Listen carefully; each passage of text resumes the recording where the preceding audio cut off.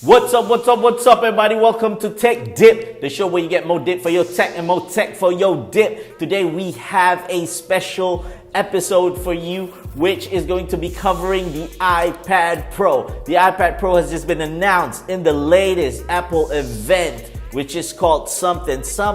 There is so many Apple events going on this year that I've lost track of which event it is, but basically Apple announced the iPad Pro.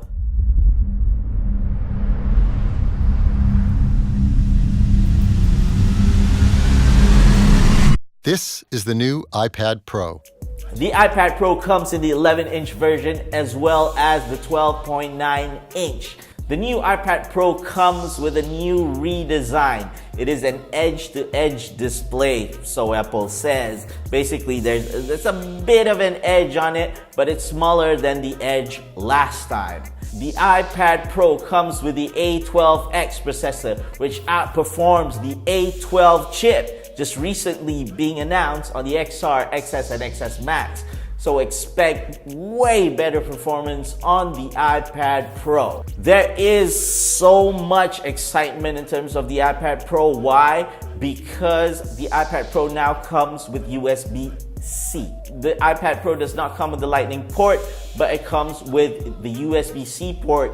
That means you can connect your iPad directly to an external monitor for you to do better productivity work on your iPad. Not just that, you can directly connect your cameras, your storage devices, and your peripherals directly to the iPad to help you on your productivity. Apple also claims the iPad Pro outperforms the Xbox One S in terms of gaming. If we look at the history of Apple usually allows game releases based on whether those games can be played on all iOS devices. So expect that your game selection is going to be limited to those devices that can run iOS. I don't think Apple is going to release games only for the iPad Pro, because Apple usually makes sure that those games is going to run on all the iOS devices.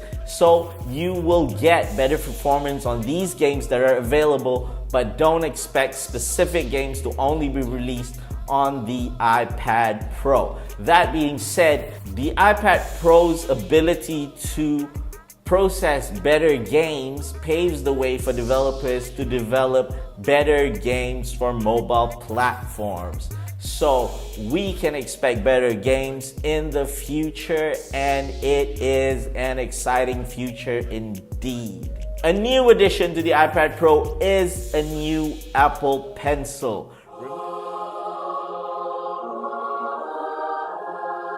Remember the clunky, weird Apple Pencil that you have to shove the wrong way on your iPad? Well, no longer that. You get a more sleek Apple Pencil that connects magnetically to your iPad, and it charges as well. So you never run out of juice on your Apple Pencil. The kind of performance that you can see on the iPad Pro as being demonstrated during the event is that you can do some major photo editing on Photoshop, as well as video editing on the various softwares that Apple releases together with the iPad Pro, specifically iMovie. So if you think you can fit in your work into the kind of apps that is being released on this mobile device, then you might use the iPad Pro as a replacement to your laptop. But that being said, there would be a lot of roadblocks in terms of trying to get around things,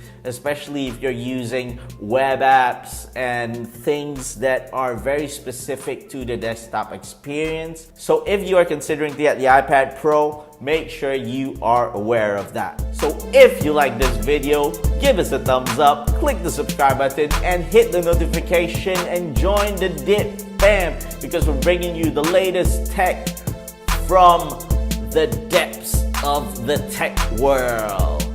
So I'll see you again in the next one. Tech Dip.